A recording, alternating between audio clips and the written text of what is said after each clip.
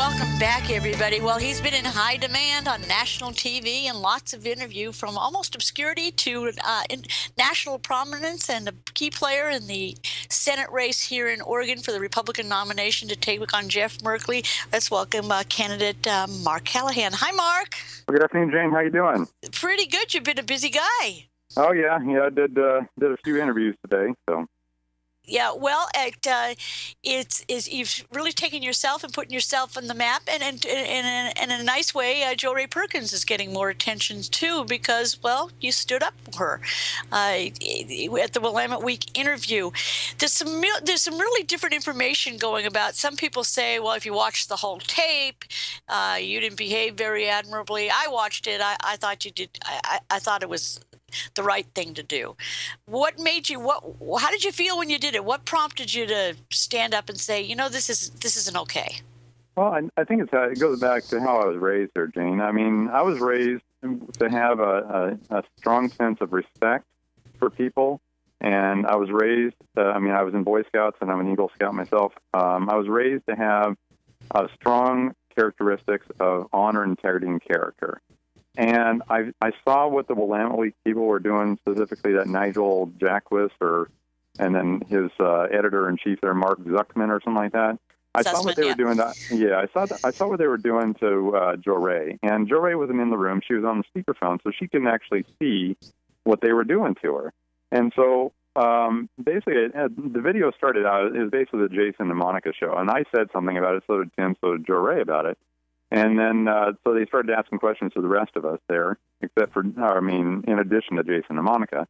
So when it came around to Jo Rae's turn to give her answer, I think it was on the ACA or something like that, the reporter across from me, this Nigel Jackwis guy, who's apparently a Pulitzer Prize-winning author, and I don't think he acts very honorably himself.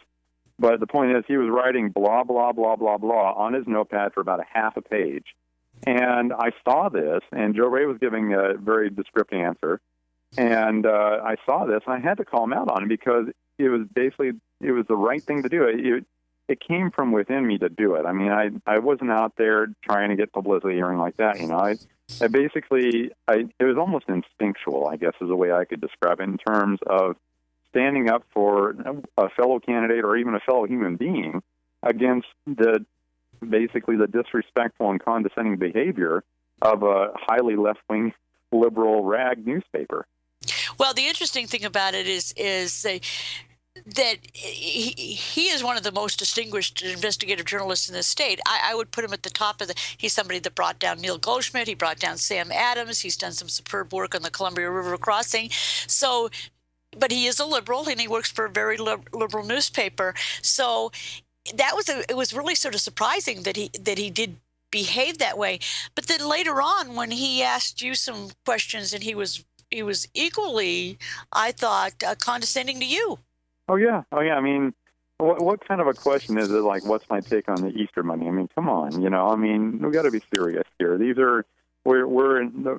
had the five of us in the interview. As Jo Rae was on the speakerphone, and then Jason was sitting to my left, and Monica was sitting to my right, and Tim was at the end.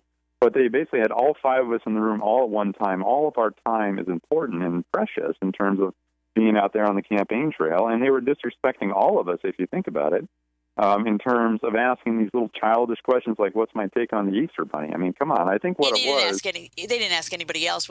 You were talking about the issue of climate change. They didn't like your answer, so they were trying to discredit you by saying, do you also believe in the Easter Bunny? My husband, when he heard you say that, he should have said, well, there's about as much facts supporting the Easter Bunny as global warming. But, they were just so condescending and rude to both of you guys. It was, and you know what's funny? Whoever gets the nomination, that's exactly how they're going to treat them against the incumbent. They're going to back Jeff Merkley. Oh yeah. Oh, I know that. I mean, I went to the interview, I was I had the hunch that I wasn't going to get their endorsement anyway. I mean, Conger ended up getting it, and you can read into that or infer whatever you want from that decision, I guess, if you want, but. I mean, I don't get along. It's been readily apparent that I don't get along with Conger on the campaign trail. I see things differently, and of course, he voted for the Oregon version of Obamacare. But I mean, the point is, they endorsed Conger. And I mean, some of the things I've been reading about online is the fact that they just sat there. I mean, when this whole video was going on, they just sat there. I mean, I think Dan Sandini mentioned it in an interview I did with him yesterday, where he basically called them potted plants. And the least they could have done is actually got up in solidarity with me. But no, they just sat there and just took it. And I'm not the type of person to just take it. I have to actually say something and point it out. So the action gets corrected in the future. And if they have to be mocked or something like that to do that, so be it. But the point is, what they were doing was dishonorable to Joe Ray, and what they were doing was wrong. It was condescending and it was disrespectful. And I had to say something about it because it's just who I am. Well, a lot of people, for the most part, there's some people they're saying, adding, but for the most part, it was a giant political home run, and a lot of people are looking at your candidacy with new vigor now. Has it meant anything more? And obviously, you've gotten a lot more publicity, some national publicity as well. Has it meant any more where it really sort of counts? Have you got more money out of this? Oh yeah, support has been coming in nationwide. All states are writing me emails. Twitter's exploding on positive comments. Facebook is, the number of likes before the video, the Willamette View video, was about right around the 740 or something like that. Now it's doubled and it's almost working on tripled. So the positive response is there in terms of the social media aspect. It's gone viral. It absolutely has. I was on the front of Fox News. I was on The Blaze. This story is out there. Basically, it shows people, Americans are fed up with the liberal mainstream media, and they're fed up with being fed these things like climate change, I think what it was is I insulted the liberals or the far left religion. Their religion is all about climate change, and I insulted their religion because I called their religion a myth because, climate change, it's been called global warming. It's been called climate change. I just call it weather myself. And the point is, I think that's why the guy was asking a little childish question, Yeah, it's amazing though. But it's been a great deal of. It really has put a focus on this in a way that it was unanticipated and fun. And I think you're right. We're talking to Mark Callahan, Senate candidate. I think the fact that somebody stood up against the liberal media and a candidate, like you pointed out, you didn't have a shot at getting their thing. You went there and showed them the respect of answering their questions, trying to be serious, disagreeing with them where you disagreed with them.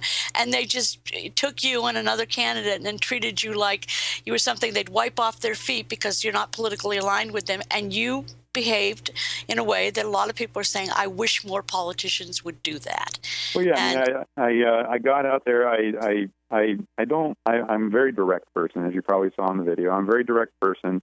I don't sugarcoat, and I hold people accountable for their actions, whether they're being disrespectful or their voting record. I'm going to hold people accountable, and I think that's going to serve me well when I get elected to the U.S. Senate, because you got people like Harry Reid and the other far left-wing liberals in the Senate that are basically in there lying. You got our president lying to us.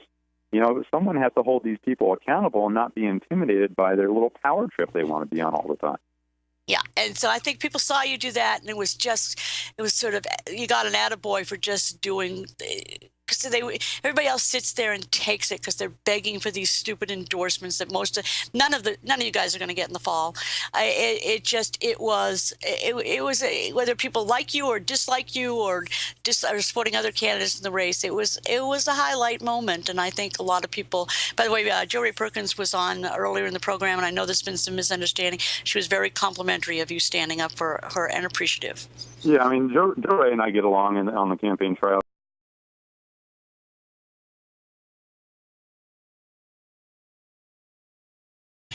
Granted, she does drive a yellow Corvette, and I drive a red Ford Mustang. But I guess the difference in car taste there, But they're American cars. Oh, they're yeah. American cars. Well, real quickly, give everybody your website so people can get more information about your Mark and as they make their decision on this important race.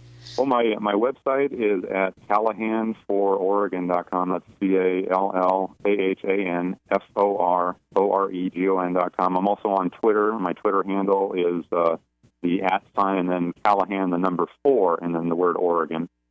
Callahan, the number 4 in Oregon. And then Facebook is just facebook.com/Callahan, FOROREGON.com. Excellent. Well, I appreciate you taking the time to be with us today and have fun out there. You obviously had a great about 48 hours ride on it, and I think it's going to get a little bit more. Thank you, Mark. Sounds good. Thank you, Jane. Appreciate it being on your show today. Okay, we'll be back.